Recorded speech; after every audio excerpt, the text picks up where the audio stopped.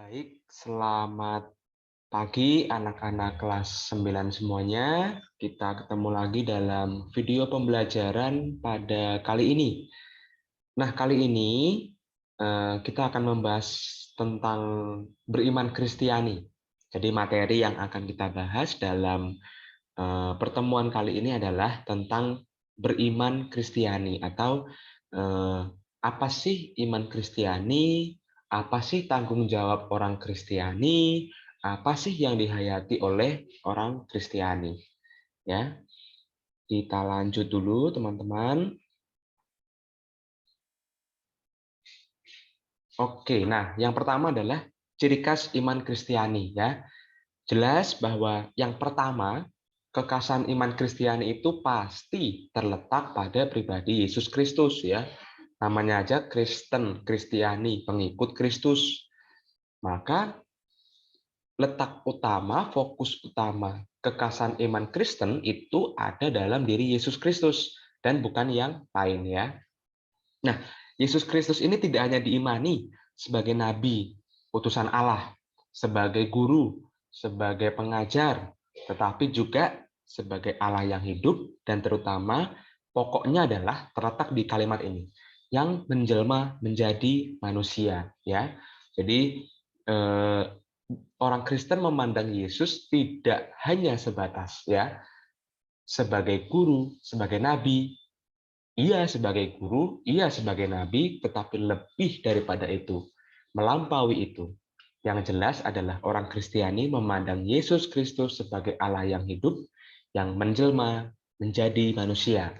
Nah, iman Kristiani ini percaya bahwa Yesus Kristus adalah sungguh Allah, sungguh manusia ya.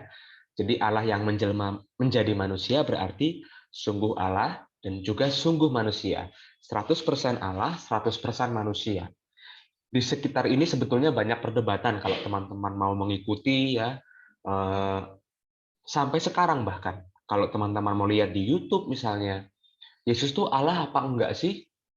Kok Yesus kok bisa ini ya? Katanya Allah, tapi kok Yesus nangis? Katanya Allah, kok Yesus ini? Katanya Allah, kok Yesus wafat? Misalnya.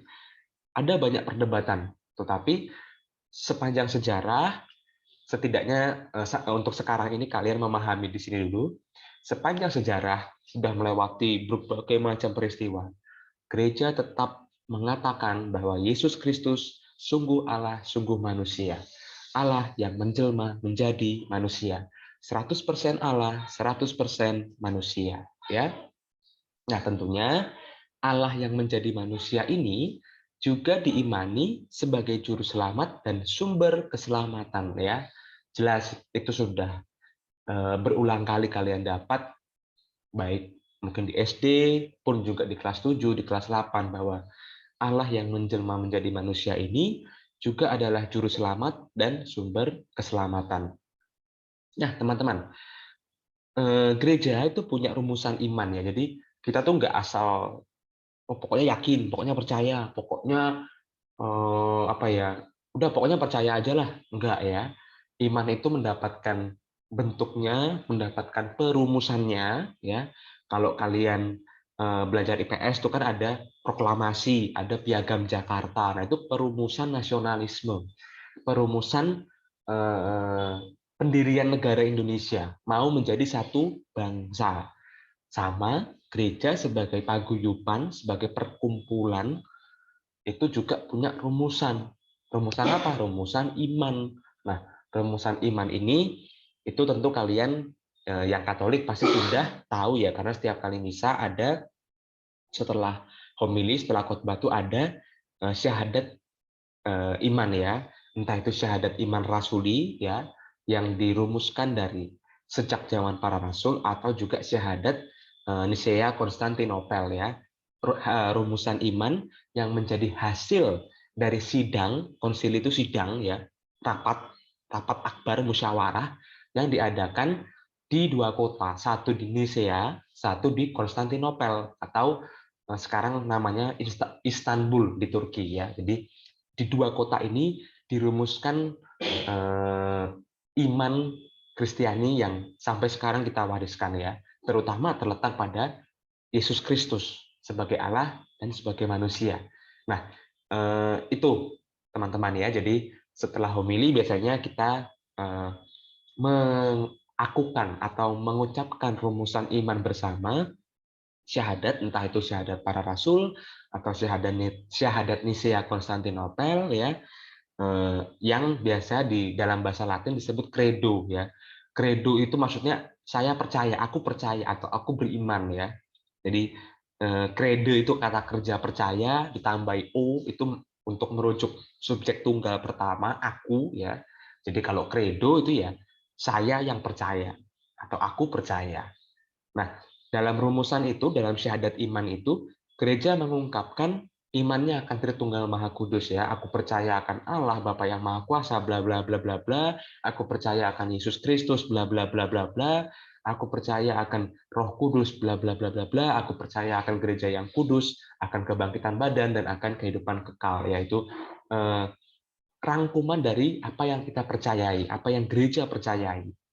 Dan itu dinamakan syahadat iman ya, atau pengakuan iman. Nah, itu teman-teman. Jadi ciri khas iman Kristiani yang pertama adalah pribadi Yesus Kristus sebagai Allah sekaligus manusia, dan yang kedua adalah iman yang dirumuskan dalam syahadat ya, dalam pengakuan iman bersama. Nanti akan kita lihat kenapa kok penting ini ya. Kita lanjut dulu. Nah, 3 aspek dalam hidup beriman. Jadi beriman itu tidak hanya saya tok ya, cuma aku aja yang percaya, enggak. Beriman itu ya saya percaya sebagai sebuah gerakan batin, sebagai sebuah kebutuhan, tetapi juga tidak hanya saya ya. Nanti kita lihat ya, kenapa kok tidak hanya saya. Mari kita lihat yang pertama dulu. Yang pertama adalah pengetahuan iman. Iman itu tidak melulu keyakinan. Saya pokoknya yakin, mau benar mau salah saya yakin, nggak bisa ya. Iman juga harus bisa dipertanggungjawabkan secara rasional atau masuk akal ya. Kalau kata satu orang kudus dari Inggris namanya Anselmus itu ya, ada peribahasa Latin yang berbunyi begini: Fides quaerens intellectum. Iman yang mencari pemahaman, iman yang mencari rasionalitas ya. Iman yang mencari penjelasan akal budi yang masuk akal. Ini perdebatan yang sangat panjang ya, tidak mungkin Bapak jelaskan di sini karena ini materi yang wow, gitu ya. Ada berbagai bahan yang harus kalian pelajari kalau misalnya mau bertanya, kenapa kok Yesus disebut anak Allah? Kenapa kok Yesus disebut Allah yang menjelma menjadi manusia? Itu ada begitu banyak penjelasan dan gereja sudah punya rumusannya sebetulnya. Kok bisa sih disebut begini? Nah, itu ada penjelasannya. Kapan-kapan akan kita bahas, tapi tidak di sini. Yang perlu kalian pegang itu cuma yang ini. Nomor 1 ini adalah iman itu tidak hanya melulu aku yang percaya, atau iman tidak melulu percaya buta, ya, tetapi ada penjelasan yang rasional. Sama seperti kalau kalian pacaran lah. Aku cinta padamu, I love you ya. Tapi nggak ada buktinya, itu bohong gitu ya. Ya, mencintai berarti juga ada buktinya. Turunan itu banyak. Nah, macam-macam. Memberi perhatian, memberi waktu, memberi apalagi, memberi barang mungkin dan sebagainya.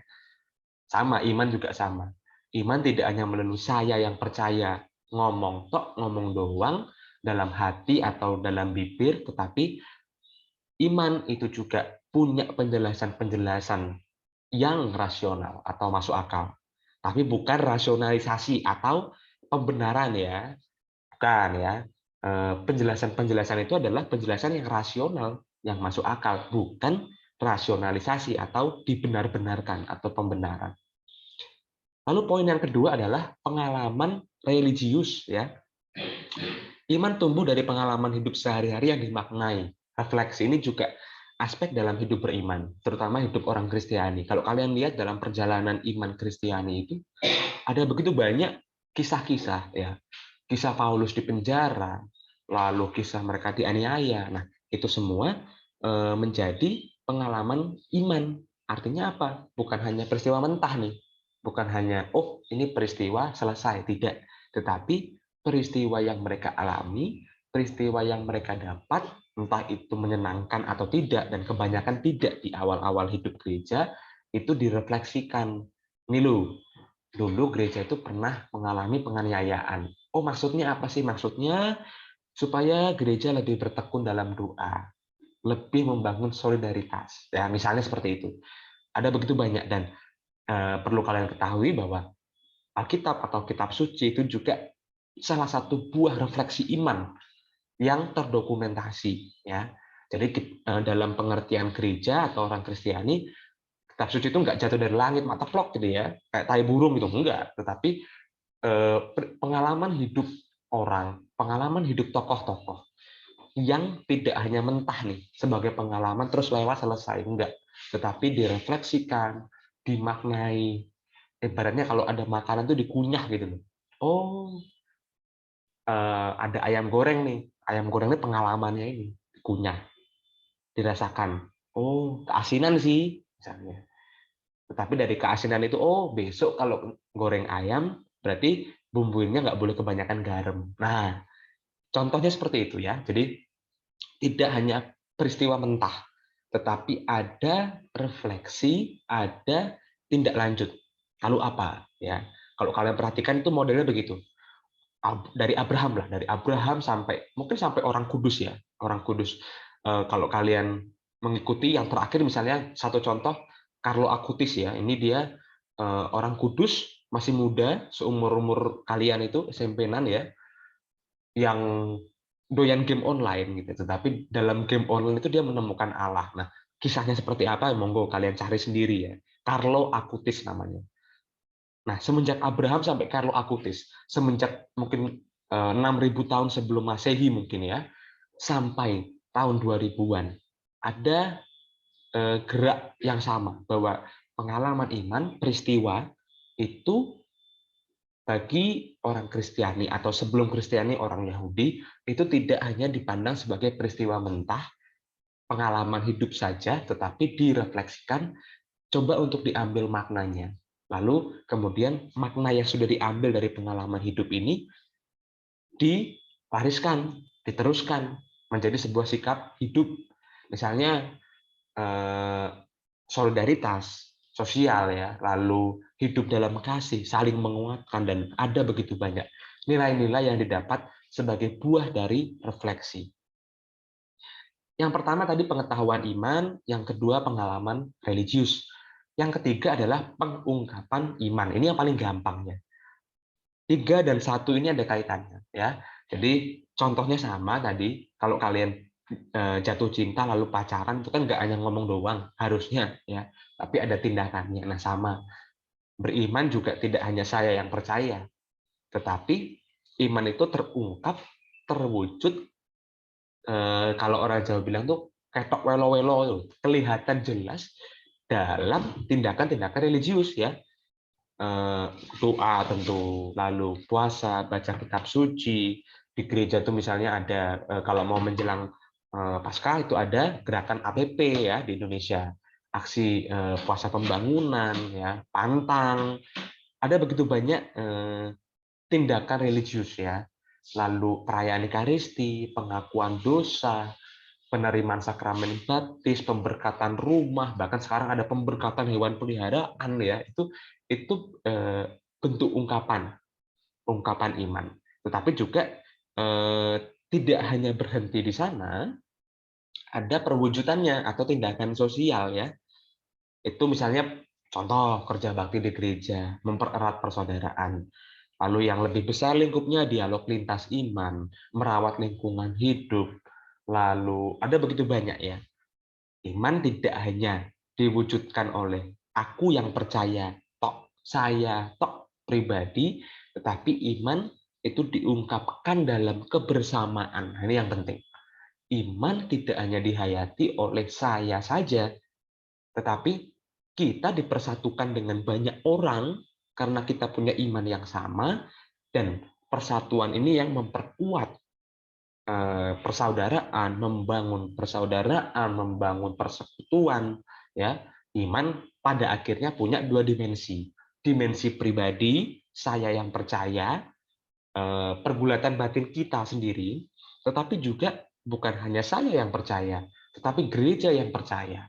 Persekutuan jemaat, persekutuan orang percaya ya, gereja itu tidak hanya gedungnya. Oke, misalnya gereja Santo Fransiskus Xaverius Kidul misalnya. Gedungnya iya ada, tetapi lebih daripada gedung. Gereja berarti adalah persekutuan ya, kumpulan orang yang percaya. Kalau misalnya bayangannya adalah katakanlah organisasi ya, ada apa PSSI misalnya ya, itu dipersatukan karena sepak bola. Lalu ada PBSI ya, dipersatukan karena bulu tangkis. Nah, kita gereja itu dipersatukan karena iman, ya, karena kepercayaan kita. Ini teman-teman, 3 aspek dalam hidup beriman. Yang pertama pengetahuan iman, iman yang tidak buta tetapi iman yang punya rumusan pemahaman. Lalu yang kedua ada pengalaman religius yang dihayati, refleksi hidup sehari-hari.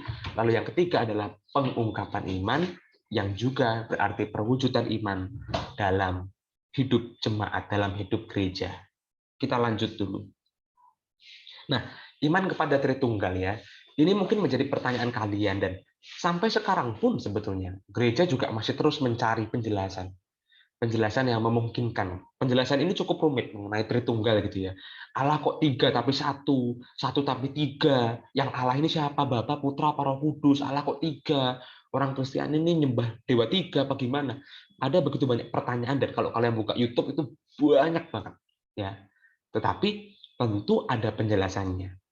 Penjelasannya panjang sekali sebetulnya karena banyak tokoh-tokoh gereja yang mencoba menjelaskan dan dari zaman dulu ketika Yesus naik ke surga lalu Roh Kudus dicurahkan peristiwa Pentakosta lalu mulai terbentuk orang-orang yang percaya gereja itu gereja sudah dapat tantangan ini jadi bukan hari-hari ini bukan sekarang-sekarang ini aja kesannya kok orang bertanya mengenai Tritunggal enggak sudah dari dulu dari awal lahirnya gereja itu ada pertanyaan mengenai Tritunggal mengenai Allah kok Bapa, Allah kok Putra, Allah kok Roh Kudus, 3 tapi satu, satu tapi 3 itu gimana? Ya, itu ada pertanyaan-pertanyaan itu. Dan kalau kalian mau mencari sendiri monggo sebetulnya, tapi eh, dalam materi ini tidak akan Bapak jelaskan karena terlalu rumit untuk kalian. Semoga kalian punya rasa penasaran dan silakan mencari. Kalau mau bertanya di luar pelajaran, silahkan. Bapak akan sangat senang menjawab, tetapi untuk kesempatan kali ini bukan itu yang mau dituju, tetapi setidaknya kalian tahu kenapa sih kok kita harus beriman kepada Tritunggal, apa yang melandasi atau apa maknanya setidaknya ya. Yang pertama adalah ini, kunci pemahaman Allah Tritunggal itu terletak pada iman bahwa sejak semula Allah berkehendak menyelamatkan manusia dan tindakan penyelamatan itu nyata dalam diri Yesus Kristus ya. Dalam perjanjian lama kitab Kejadian misalnya, ada Allah sebagai sosok pribadi, ada sosok pribadi ya. Lalu Allah yang bersabda ya, jadilah petang ya, maka jadi. Jadilah pagi, maka jadi. Jadilah laut, maka jadi. Tapi juga ada roh Allah yang melayang-layang. Nah, itu sudah kelihatan sebetulnya sejak awal ya. Rumusan iman orang Yahudi pun sudah merumuskan bahwa Allah itu Tritunggal ya. Ada Allah pencipta, tetapi juga ada Allah yang bersabda dan Allah yang berbentuk roh gitu ya. Apakah itu 3? Ya enggak, itu satu. Tetapi kita bisa lihat perannya. Ada yang mencipta, lalu ada yang bersabda, mengcreate sesuatu, ada yang melayang-layang ya. Itu contoh saja, contoh kecil bahwa sejak awal sudah ada benih-benih pemahaman, sudah ada tapak-tapak ibaratnya pemahaman mengenai Tritunggal Maha Kudus ya. Nah, tentu semakin nyata ketika si sabda ini, katakanlah nih omongannya Bapak ini jadi orang gitu, jadi wujud ya.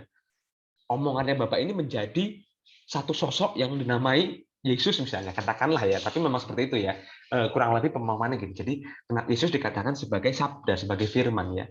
Allah yang berfirman itu, firmannya tidak hanya bisa didengar, tetapi bisa dilihat dalam diri seorang manusia yang lahir ke dunia, yang dinamakan atau yang bernama Yesus Kristus ya.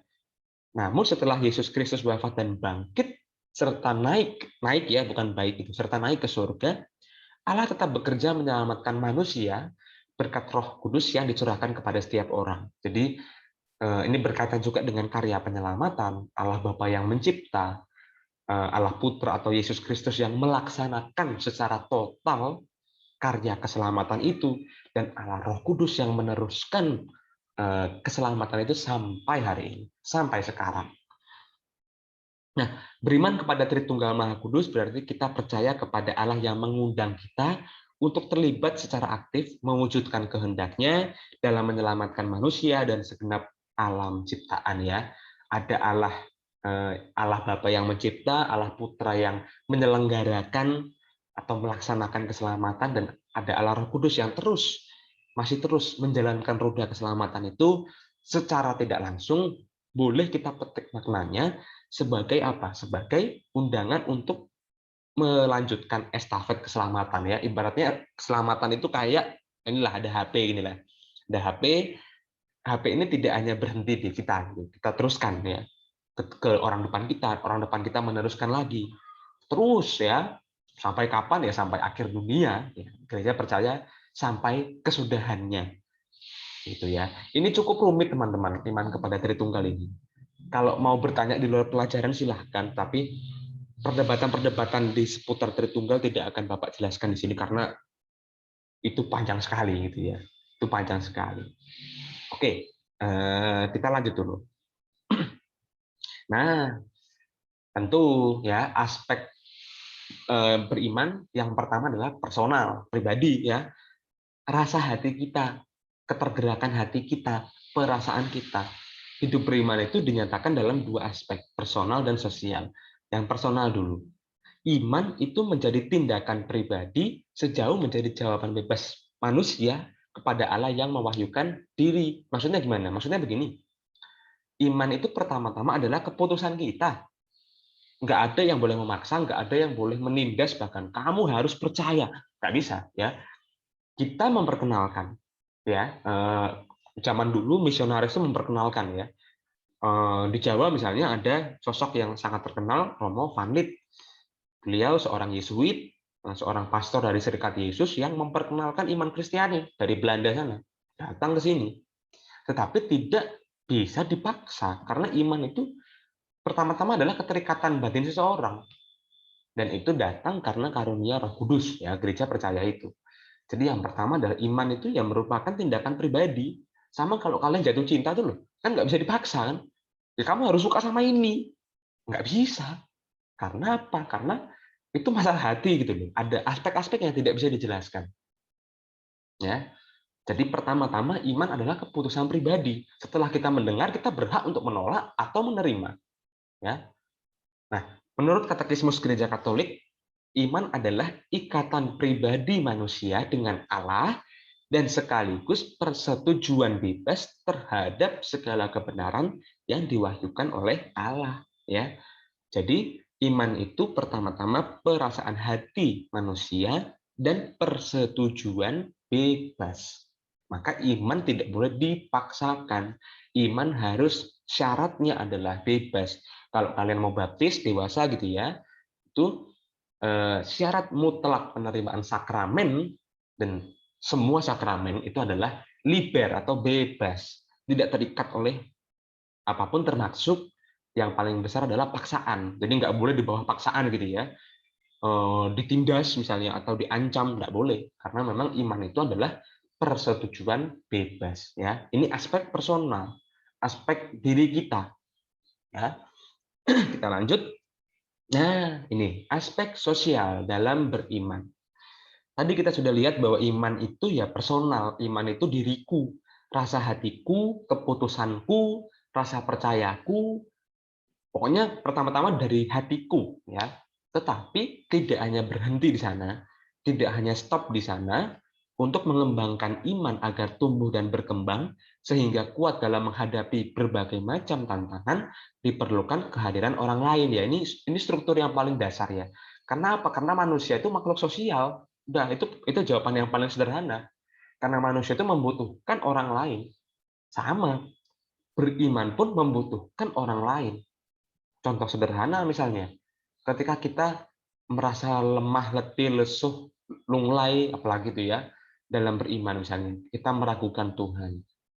Kita tidak percaya lagi Tuhan ini ada apa enggak, atau Tuhan ini kemana, kok nggak ada wujudnya misalnya, kok nggak ada pertolongannya, macam-macam. Ada saudara seiman yang mungkin menguatkan, memberi nasihat, memberi peneguhan setidaknya. Nah, itu contoh kecil, tetapi juga ada contoh-contoh besar ya, misalnya karya sosial gereja, ya. Iman itu tidak hanya soal ngomong kasih, tetapi berbagi kasih, wujud nyata kasih, termasuk kalau kalian mendalami sejarah sekolah Kanisius, yaitu bentuk nyata dari aspek sosial beriman. Beriman tidak hanya ngomong doang, tetapi dilaksanakan karya kasih itu, karya cinta kasih itu dilaksanakan dalam bentuk nyata. Salah satunya adalah pendidikan, membagikan kasih dalam bentuk memerdekakan manusia dari kebodohan. Maka harus manusia itu harus dibawa dari kebodohan masuk ke situasi tahu ya. Nah, maka lalu ada sekolah. Itu contoh contoh besarnya mengenai aspek sosial dalam beriman. Ada karya-karya belas kasih atau biasa disebut karya karitatif ya. Karitas itu kasih. Nah, karya karitatif ya karya belas kasih. Pendidikan rumah sakit, panti rapih misalnya ya. Yang sekarang besar sekali itu ya itu kan bagian juga dari eh, gereja mau terlibat peduli mengembangkan kasih kepada siapa? Kepada orang-orang yang lemah, dalam hal ini orang-orang yang sakit, yang menderita penyakit, ya. Maka peran jemaat atau orang lain itu nggak bisa kita abaikan. Jadi menjadi seorang Kristen tidak bisa hanya ya udah aku yang beriman ini, bodoh amat orang lain mau gimana. Pokoknya aku berimannya begini ya. Tidak bisa karena selain aspek pribadi juga ada aspek sosial. Kita hidup bersama dalam persekutuan. Kita hidup bersama dalam paguyuban. Maka dalam banyak hal termasuk rumusan iman itu tidak dirumuskan masing-masing, tidak dirumuskan oleh kemauan pribadi atau kehendak pribadi atau minat pribadi enggak, tetapi dirumuskan bersama-sama. Bahkan Gereja Katolik punya tradisi panjang mengenai musyawarah ya. Jadi perumusan iman itu tidak paus paus tiba-tiba dapat ilham ngomong langsung jadi dokumen, tidak ya. Eh, Sebagian besar itu lahir dari apa? Musyawarah yang dalam istilah itu disebut konsili atau sidang ya. Jadi kayak rapat RT gitulah bayangannya, tapi ini banyak yang terlibat ya. Nah, itu mau menunjukkan bahwa beriman itu tidak hanya aspek pribadi, tetapi juga ada aspek sosial. Iman membutuhkan persekutuan umat beriman ya. Gereja, tadi gereja bukan hanya gedungnya saja, bukan hanya bangunannya saja, bukan hanya namanya saja. Lebih daripada itu, gereja adalah persekutuan orang percaya, persekutuan umat beriman. Siapa gereja? Gereja adalah kita, pertama-tama. Gedungnya bisa runtuh, gedungnya bisa tidak ada, gedungnya bisa hancur, gedungnya bisa dibom, gedungnya bisa kecil, gedungnya bisa besar. Tetapi bukan pertama-tama pada gedungnya, apalagi fasilitasnya. Gereja adalah kita, orang-orang yang percaya. Kumpulannya ini, kumpulan orang-orang yang percaya, itulah gereja. Ya, maka setiap orang yang mau beriman Kristiani hanya dapat beriman dalam iman gereja. Menjadi tidak mungkin kalau iman Kristiani dihayati secara pribadi dan kita bilang kita orang Kristen gitu ya. Kalau mau dihayati secara pribadi mungkin saja sebetulnya. Tetapi kita tidak bisa, misalnya gini ya, kalian, oh saya tuh mau jadi pengikut Yesus tapi nggak mau jadi anggota gereja. Ya berarti bukan Kristiani gitu ya. Ya hanya pengikut Yesus saja, monggo-monggo saja ya. Banyak orang di luar sana, di Eropa, terutama juga mungkin di Asia, yang mereka kagum dengan sosok Yesus, tapi bukan sebagai Tuhan, bukan bukan seperti yang dirumuskan oleh gereja. Ada yang memandang Yesus itu sebagai pahlawan, sebagai superhero, sebagai guru, sebagai apalagi ya, sebagai guru kebijaksanaan ya monggo-monggo saja. Tetapi kalau kita mau menerima iman yang lengkap ya, tadi kita percaya bahwa Yesus adalah anak Allah, Yesus Allah yang menjelma menjadi manusia dan sebagainya, itu kepercayaan kita ini ada di dalam persekutuan, ada di dalam paguyuban yang namanya gereja, ya, persekutuan orang percaya atau persekutuan umat beriman. Nah, Salah satu contoh cikal bakal atau sejarah paling awal dari gereja itu bisa kita temukan dalam Kisah Para Rasul bab 2 ayat 41 sampai 47 ya. Karena sedikit mari kita baca ya. Ada beberapa poin yang bisa kita highlight. Ayat 41. Orang-orang yang menerima perkataannya itu memberi diri dibaptis ya. Jadi ketika itu para rasul yang dipimpin oleh Petrus itu mewartakan Injil, memberitakan, "Nih loh, Yesus yang bangkit itu adalah gini gini gini gini." Dan pada hari itu setelah Petrus selesai ngomong dan para rasul, itu banyak orang yang memberi diri untuk dibaptis, yang percaya jumlahnya kira-kira 3.000 jiwa ya. Ya mungkin 3.000 sekian gitu ya, kira-kira aja ini. Lalu apa yang mereka lakukan? Di ayat 42. Mereka bertekun dalam pengajaran rasul-rasul dan dalam persekutuan ya. Dua aspek ini. Dalam pengajaran rasul-rasul, dalam pengajaran iman ya, bukan hanya keyakinan pribadi loh ya. Mereka punya keyakinan pribadi lalu minta dibaptis, tetapi tidak berhenti pada keyakinan pribadi, mereka bertekun dalam pengajaran para rasul dan dalam persekutuan ya. Dan mereka selalu berkumpul untuk memecahkan roti dan berdoa ya. Ini cikal bakal Ekaristi, misa perayaan Ekaristi yang kita rayakan ini ya. Itu sudah ada dari zaman setelah Yesus mengadakan Ekaristi pertama kali, tetapi juga diteruskan oleh cikal bakal gereja atau cikal bakal orang percaya, orang Kristiani yang tercatat dalam Kisah Para Rasul bab 2 ayat 42 ini. Maka ketakutanlah mereka semua, sedang rasul-rasul itu mengadakan banyak mukjizat dan tanda. Nah, ayat 44, dan semua orang yang telah menjadi percaya itu tetap bersatu, dan segala kepunyaan mereka adalah kepunyaan bersama. Di sini semakin jelas, ada solidaritas sosial, rasa senasib sepenanggungan, rasa bareng-bareng, milikku milikmu, milikmu milikku, mari kita bagi. Nah, itu ya, udah masuk ke aspek sosial itu. Dan selalu ada dari mereka yang menjual harta miliknya, lalu membagi-bagikannya kepada semua orang sesuai dengan keperluan ya. Ini cara hidup yang sosial sekali, sosialis sekali ya. Aku nggak hanya menikmati barangku, tetapi supaya saudaraku bisa menikmati, maka aku rela membagi milikku. Nah, itu contoh dari jemaat perdana.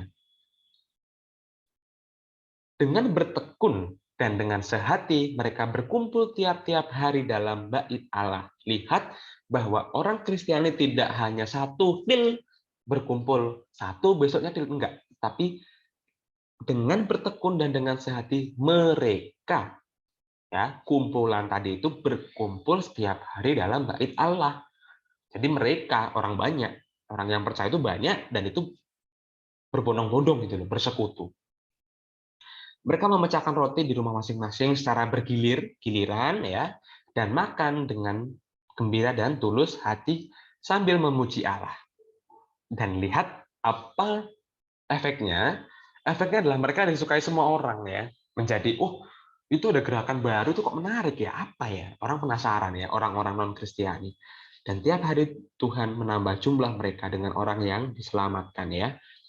Jadi kalian bisa lihat dalam teks ini semakin jelas bahwa orang-orang yang menerima perkataan para rasul atau orang-orang yang dibaptis, orang-orang yang percaya itu pertama-tama memang dorongan hati, interese batin pribadi timbul dari hati, tetapi tidak hanya berhenti di hati, tidak hanya stop pada dorongan hati, iman juga dirayakan, diungkapkan, diwujudkan dalam kebersamaan, dalam jemaat.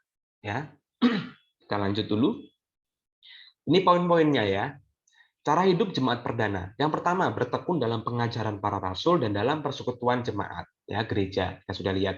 Lalu yang kedua, selalu berkumpul untuk memecahkan roti dan berdoa. Cikal bakal perayaan Ekaristi. Yang ketiga, tetap bersatu, iman sebagai jemaat. Tidak hanya pribadi, tetapi iman itu ada dalam kebersamaan. Yang keempat, segala kepunyaan mereka adalah kepunyaan bersama, solidaritas sosial, tenggang rasa, ikut bertanggung jawab terhadap hidup orang lain, tidak hanya mementingkan saya sendiri, aku tok. No, tapi iman juga berarti membangun kepedulian terhadap saudara seimanku, saudaraku yang lain. Lalu yang kelima adalah bertekun dan sehati, makan bersama-sama secara bergilir dengan gembira dan tulus hati sambil memuji Allah. Ya, setidaknya ada 5 aspek dalam cara hidup jemaat perdana yang sampai hari ini diteruskan oleh gereja dalam banyak hal, dalam perayaan Ekaristi, dalam doa lingkungan, dalam apalagi, dalam aksi puasa pembangunan, dan ada begitu banyak cara, ada begitu banyak langkah yang tentunya menyesuaikan dengan zaman ya. Itu diteruskan dari cara hidup jemaat perdana. Jadi cikal bakal atau role model atau apa ya, contoh awalnya adalah cara hidup jemaat perdana. Nah, selain tadi teman-teman, itu juga ada satu sosok yang bagi orang Kristiani, terutama Gereja Katolik Roma itu spesial. Siapa dia? Tentunya adalah Maria ya. Maria ini sebagai role model, teladan umat beriman. Kenapa kok bisa? Maria menjadi teladan hamba Tuhan yang mendengarkan dan melaksanakan sabda Allah dalam suka maupun duka. Maria menjadi teladan kerendahan hati dan ketaatan iman. Ada peristiwa ya. Ketika apa? Ketika Maria didatangi malaikat Gabriel. Tuk, tuk, tuk, tuk, Gabriel datang itu ya. Maria itu masih perawan waktu itu, masih mungkin seumur kalian ya. Seumur kalian, lalu datanglah seorang malaikat yang namanya Gabriel itu. Gabriel mengatakan bahwa kamu tuh hamil loh, tapi anakmu itu luar biasa itu Allah yang menjadi manusia itu. Coba kalau kalian membayangkan posisi kalian, misalnya katakanlah hari ini gitu ya, habis dengar video ini, tiba-tiba ada malaikat datang dan ngomong seperti itu, tentu ada banyak perasaan, ada banyak kok nggak masuk akal ya, kok ada banyak koknya, tanda tanya besar gitu kan. Tetapi Maria mau ambil bagian dalam karya keselamatan Allah. Maria ambil bagian dalam karya penebusan Allah. Maka ada salah satu gelar yang disematkan gereja yang diberikan. Kayak pahlawan itu kan ada gelar yang diberikan negara ya.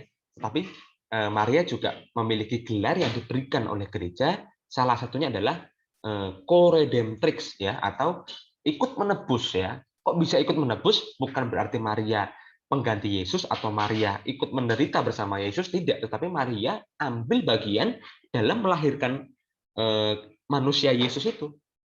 Maka Maria juga penting disebut dalam sejarah keselamatan ya. Lalu Maria juga menjadi teladan kerendahan hati dan ketaatan iman. Dalam kebingungannya dia tidak protes, dia menerima sejarah keselamatan yang dipercayakan kepadanya, walaupun dia bingung, dia gundah, dia nggak tahu apa yang akan dihadapi ke depan, bahkan sampai Yesus wafat di kayu salib, dia harus melihat darah dagingnya sendiri wafat ya. Kalian bayangkan kalian sebagai ibu dan melihat anak kalian wafat dengan cara seperti itu, tetapi Maria punya ketaatan iman, punya kerendahan hati yang luar biasa, yang melampaui batas sih sebetulnya. Ini keren gitu loh, karena ini ketaatan yang tidak sembarangan gitu loh. Ketaatan yang bukan taat buta, tetapi ketaatan yang penuh makna. Dia tahu, Maria tahu bahwa keselamatan itu tidak diberikan secara, atau tidak apa ya, tidak butuh perjuangan. Keselamatan itu merupakan karunia terbesar dari Allah. Maka keselamatan itu juga butuh pengorbanan, dan yang dikorbankan adalah kemanusiaan Yesus Kristus. Manusia Yesus Kristus yang wafat itu disalib, dan Maria yang ikut ambil bagian dalam karya keselamatan itu, yang ikut tadi mengandung, membesarkan, menyusui Yesus waktu kecil dan sebagainya, itu juga ikut melihat anaknya itu wafat. Ini keren sih ya. Nah, gereja mendorong semua umatnya untuk mendukung devosi kepada Maria dengan rela hati, terutama yang bersifat liturgis ya. Dalam Lumen Gentium itu sebuah dokumen gereja ya. Jadi gereja itu tadi, karena gereja adalah kebersamaan, maka kalau habis rapat gereja itu punya dokumennya gitu loh. Nah, salah satu rapat akbarnya adalah Konsili Vatikan kedua tahun 62 sampai 65 ya, 1962 sampai 1965. Jelas kalian belum lahir karena Bapak juga belum lahir, orang tua kalian pun mungkin belum lahir ya. Konsili Vatikan kedua ini rapat akbar ya, 3 tahun dan sangat besar, mengundang ribuan orang, dan rapat akbar ini menghasilkan banyak dokumen, banyak buku, yang salah satunya berjudul namanya Lumen Gentium. Lumen itu terang dalam bahasa Latin, artinya Gentium bangsa-bangsa, ya terang bagi bangsa-bangsa. Nah, di buku si Lumen Gentium itu dalam nomor 67 itu berbunyi begitu. Gereja mendorong semua umatnya untuk mendukung devosi kepada Maria dengan rela hati, terutama yang bersifat liturgis ya. Contoh kepada devosi Maria banyak sekali. Salam Maria, novena 3 Salam Maria, novena Hati Maria tak bernoda, ziarah ke Gua Maria, apalagi Rosario ya. Ada begitu banyak. Setidaknya dalam 1 tahun itu gereja merayakan di 2 kali ya, bulan Mei sebagai bulan Maria dan Oktober sebagai bulan Rosario. Itu gereja mau memperingati jasanya Maria ya. Bukan karena Maria itu ilahi atau Tuhan, tidak, tapi Maria punya jasa yang penting dalam hidup beriman, terutama untuk orang Kristiani ya. Sama seperti kalau pahlawan itu, ada hari pahlawan kan, kita mengenangkan jasa para pahlawan, kita mengheningkan cipta. Nah, sama kurang lebih, sama seperti negara yang memberikan kesempatan untuk mengheningkan cipta, mengenangkan jasa para pahlawan, gereja juga memberi kesempatan kepada putra-putrinya, kepada anggota gereja, kepada kita semua untuk menghayati peran Maria sebagai sosok teladan umat beriman ya. Devosi atau penghormatan ya, devosi ya, bukan penyembahan ya, penghormatan ya. Kita menghormati, sama seperti kita menghormati bendera, kita menghormati simbol negara. Kita tidak pernah menyembah simbol negara kan, kita nggak pernah menyembah bendera kan, sama. Kita juga tidak menyembah Maria, tetapi kita menghormati Maria terutama karena sikapnya ya. Nah, devosi atau penghormatan yang paling pokok kepada Maria adalah doa Salam Maria yang diambil dari Penggalan ya. Penggalan itu ya potongan ya.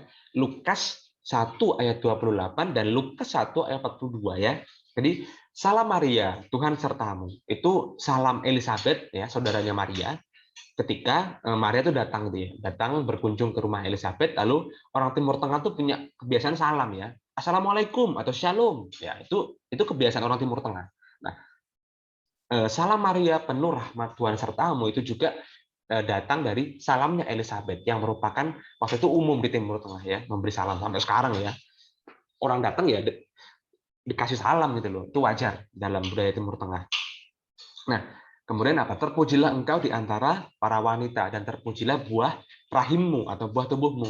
Siapa? Yesus Kristus. Ya, itu juga kalimat Elizabeth kepada Maria. Lalu di akhir ditambahi oleh doa gereja, doa permohonan ya. Santa Maria Bunda Allah, doakanlah kami yang berdosa ini sekarang dan waktu kami mati. Itu permohonan gereja. Itu tidak ada dalam kitab suci, tetapi itu doa gereja yang ditambahkan dari Penggalan 2 ayat itu. Lukas 1 ayat 28 dan Lukas 1 ayat 42. Jadi Maria sebagai umat teladan umat beriman itu dihayati, dirayakan bukan hanya sebagai satu sosok yang biasa-biasa saja, tapi Maria punya peran penting. Maria punya gambaran, punya apa ya? Punya ya penting lah, punya peran penting dalam hidup beriman Kristiani, teladan ya. Katakanlah kalau di Indonesia itu Bung Karno gitu loh, ya itu kan penting ya, sosok yang penting. Nah, Maria juga sama. Selain Yesus yang tentunya penting, tetapi Maria menjadi sosok penting, manusia yang penting dalam umat beriman, dalam penghayatan gereja, penghayatan iman gereja. Oke, sampai di situ dulu ya. Kita sudah melihat banyak hal, mulai dari mana ini? Dari ciri khas iman Kristiani, lalu aspek dalam hidup beriman, lalu iman kepada Tritunggal, lalu aspek personal dan aspek sosial, lalu cara hidup jemaat perdana, dan Maria sebagai teladan umat beriman ya. Cukup berat materinya memang, tapi semoga kalian bisa memahami. Kalau nggak paham ya silahkan tanya ya, karena ada banyak hal yang dibahas di sini. Karena beriman itu luas ya, beriman itu tidak hanya satu aspek atau dua aspek, tapi ada banyak hal. mulai dari ciri khas, lalu aspek-aspeknya, apalagi ini berat banget ini, iman kepada Tritunggal ini berat ini. Lalu seginya, aspek personal dan sosial ya. Oh iya, ini seperti keping mata uang itu ya, kan punya dua sisi kan. Nah, beriman itu juga sama, selalu ada dua sisi, ada personal dan sosial ya. Nggak bisa diambil salah satu. Kalau diambil salah satu ya hilang maknanya. Sosial aja ya nggak bisa, atau personal aja ya susah gitu ya. Jadi selalu saling melengkapi, selalu ada dua sisi itu dan selalu berjalan beriringan. Itu. Lalu ini kisah para rasul sebagai teladan, sebagai role model cara hidup gereja itu bersumber dari salah satunya adalah cara hidup jemaat perdana. Lalu yang tidak boleh dilupakan adalah peran Maria sebagai teladan, sebagai role model, sebagai contoh dalam hidup beriman gereja. Oke, sampai di sini dulu teman-teman sekalian. Terima kasih sudah menyaksikan video pembelajaran kali ini, sudah menonton. Sampai ketemu di kesempatan selanjutnya. Terima kasih dan salam sehat untuk kita semua.